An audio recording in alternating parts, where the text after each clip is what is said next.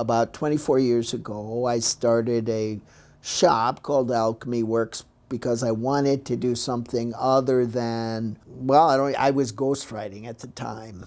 And I was getting kind of burned out with ghostwriting, and I wanted to do something where they were saying that, do what you love, and what I really loved was gardening. But there wasn't any site for people who were witches. So I pretty much, I was already been gardening for a bunch of years, but I just grew whatever the hell crossed my path, and mostly anything that was challenging was what I wanted to grow. I finally decided I wanted to grow Datura, which was the, slippery slope of occult plants, because I just like the prickles on the pods.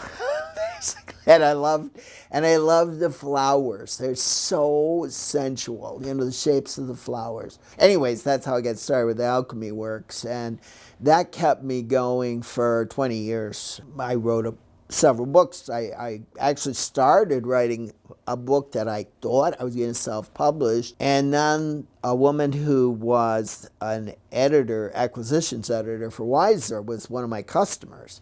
And she said, hey, did you ever think about writing a book? I've been working on it for 3 years. And then she said, well, why don't you make a proposal? That really helped me, because then I had a deadline and I had to get it done by a certain time. But I was able to use all of my own experience, most of which nobody had written about these plants.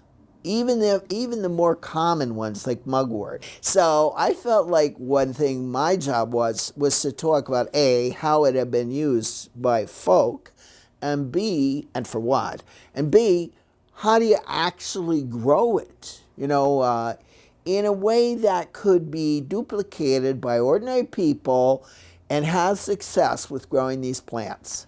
So for me, gardening wasn't just about growing a bunch of zinnias, much as I love zinnias, but it was about, okay, if you're going to grow this plant, what has it been used for? With my own self, I got interested in the occult when I was a teenager, and I discovered the Golden Dawn, which I never became a Golden Dawn person, but I loved all their props so much. I was like, oh God, I gotta have all these things.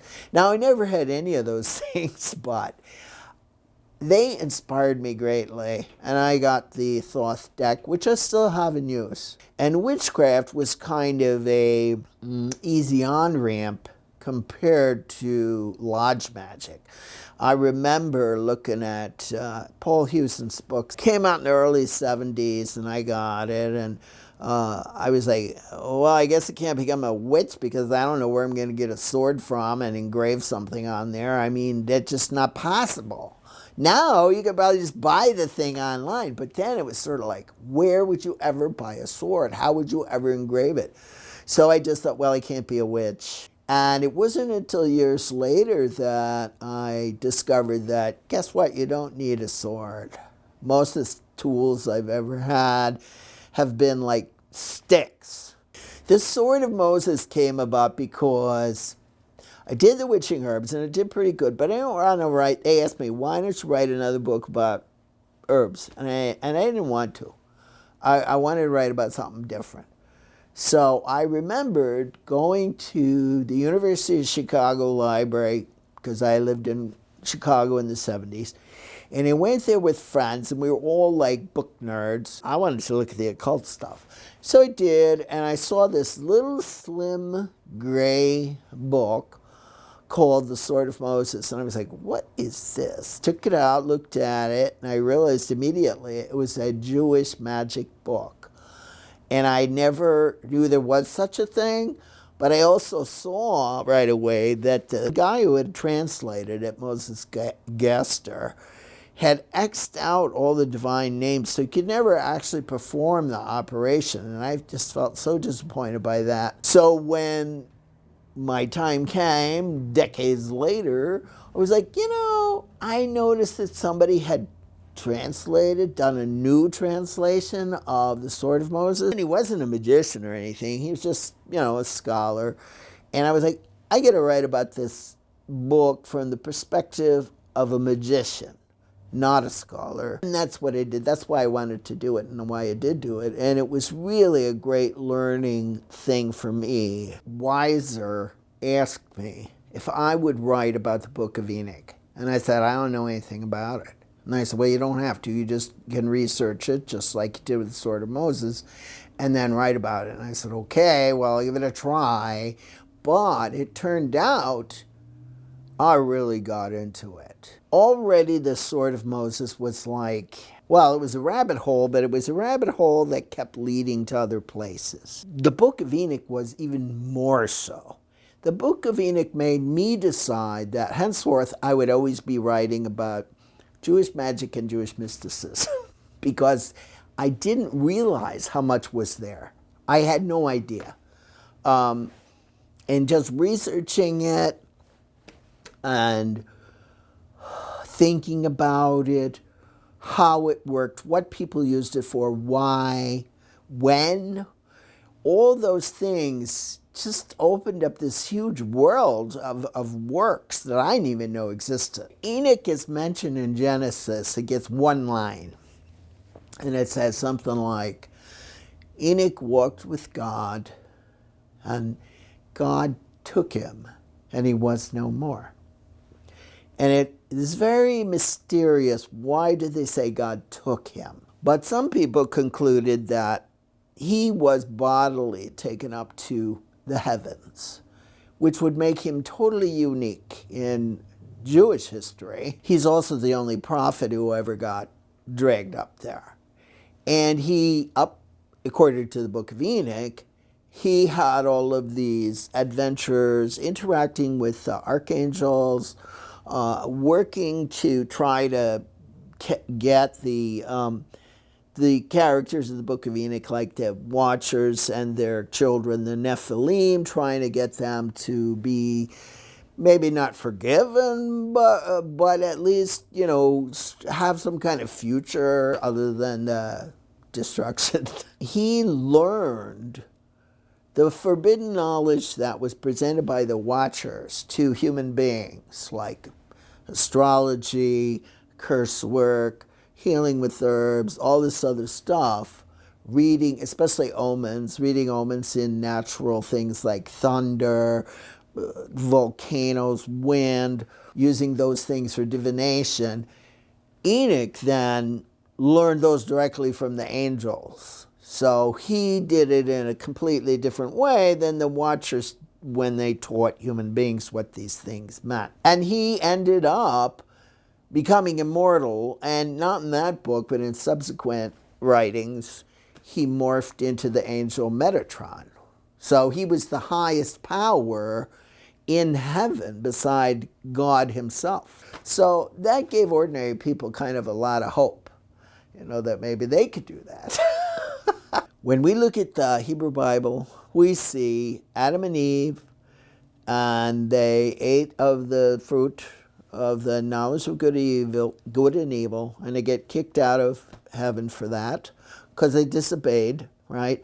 But also because it's kind of implied that it's a threat to God in some way. And then they go out and they have kids, and one of them does the first murder. That's one way of looking at the origin of evil. But the Book of Enoch doesn't even talk about Adam and Eve, and instead talks about the Watchers, who were angels piloting stars, making sure those stars stayed on their courses. But they, it's like as if they were up there and they were able to see down to earth that there were human women there, and they were beautiful.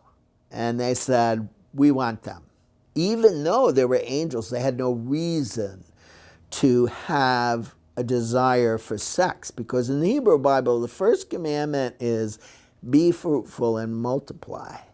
So it's really important that if you're going to have sex, you don't waste it. You do what you can to have babies. And the angels, they didn't have any reason to have any children because they were immortal.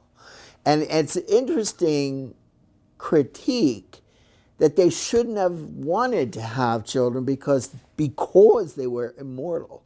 The implication is then that children bring you immortality of a kind. With Adam and Eve, it's originating directly with human beings and our choices. And it's precisely because we make those choices that we become human. History starts. We are mortal, and now our decisions have consequences. We're not pets in the playpen anymore. So for us to sin is important. The human beings were not the ones who were the first to sin. Angels were. Well, then you get to the situation of God made these beings who did evil. How could that be? But then if you've got angels bringing evil to earth, they still had these children that were the Nephilim who were totally evil, and they brought this knowledge to human beings of various things like how to make swords and armor and how to make war, how to make makeup. And the Christians lammed onto that, and they were like, see, it's women who are doing all this bad shit because they are like learn how to make makeup and jewelry, and they're tempting all the men, and like totally ignoring the fact that one of the main archangels brings down, one of the main watchers rather, brings down the knowledge for making swords, armor, and, spears. Two completely different world perspectives, to my mind. Now, eventually, both Judaism and the church rejected the Book of Enoch and the whole idea that evil could ever come from heaven. The Nephilim were the children of humans and angels. So right away you got something that in Judaism historically is bad. Mixing two different things. This is not allowed. And then they produced these mules, basically, because the Nephilim could not have any children. They were sterile. Rape and kill all animals on earth. They rape and kill men and women and kill all the human beings on earth. They start raping and killing each other, and they eat each other alive. All right? So they do all these really bad things because the Watchers end up not being destroyed in the flood, but they end up being locked up in these sort of pits that are lined with rock. The Nephilim end up dead, except, and here's where God's association with evil comes in this story.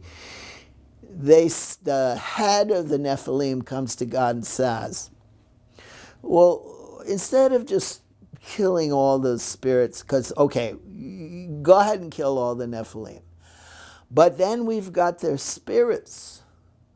Are you going to let them all die? Let 10% of them live. And they will be under my command, this head demon says, and their purpose will be to tempt human beings to commit sin, and in particular idolatry. All right? And God says, okay, let's do that. So in other words, God agrees to let the demons live. Knowledge that is called forbidden, a lot of times it's perfectly okay if you just get it from a decent source. And that's what it actually comes down to a lot of the times. You're not getting it from a source that has corrupted the knowledge in any way. That's the most important thing to me. And the other thing is the whole thing about what is evil and where does it come from?